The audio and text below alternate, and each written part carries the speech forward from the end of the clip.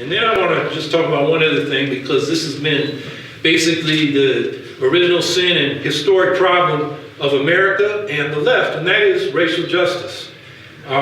We talk about the New Deal and updating it, but there were problems with the New Deal. It was racially biased, and anytime you get racially biased, you get class biased, because, you know, for example, the Social Security Act at first didn't include agricultural workers and domestic workers.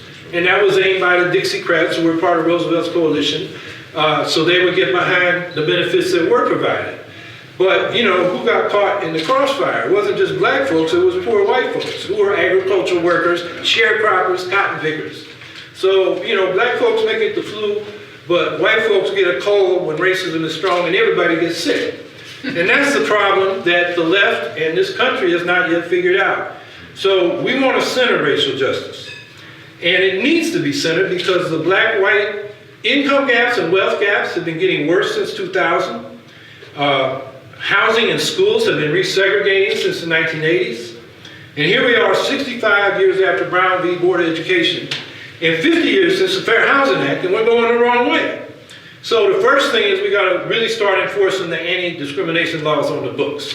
And, you know, basically there's political reasons why they don't do that. They get pushback from, you know, the exclusive suburbs. Well, you know, one of the problems of segregation is not just the opportunities it denies to poor minority people, but the ignorance it confers to people, white people in enclosed communities who don't even know their fellow citizens and have all kind of myths about them.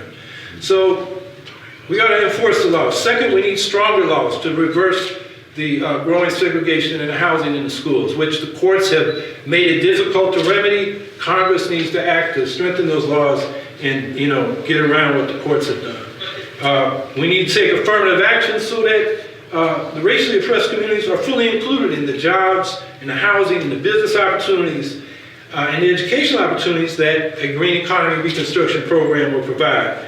And fourth, that program in racially oppressed communities should be under the control of those communities, because, you know, we know who the racists are.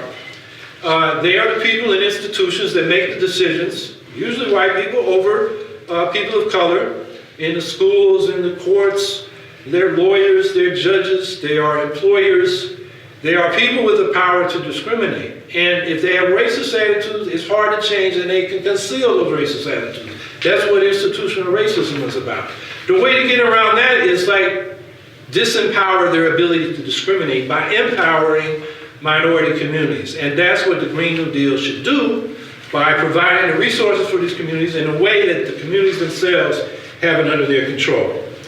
And this country has had a problem of 400 years now of so many racists like Donald Trump making the decisions in this country. That's why we need, in addition to the remedies I was talking about before, we need to pass H.R. 40, which is a act to form a commission to study and develop reparation proposals for African Americans. And it needs to be studied and find out what the best solution is. And what we know now is that 2 years of Trump's racism is why he must be defeated.